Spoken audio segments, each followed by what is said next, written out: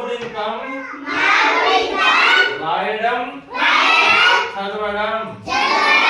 మాకు తల కట్టిస్తే మా. మాకు దీర్ఘం ఇస్తే మా. మాకు గుడిస్తే మీ. మాకు గుడి దీర్ఘం ఇస్తే మీ. మాకు కొమ్మిస్తే ము. మాకు కొమ్ము దీర్ఘం ఇస్తే ము. మాకు వృత్వం ఇస్తే మృ. మాకు ఏత్వం ఇస్తే మే. మాకు యుక్త దీర్ఘం ఇస్తే మే.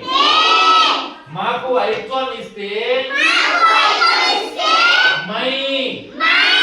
మాకు ఓత్వం ఇస్తే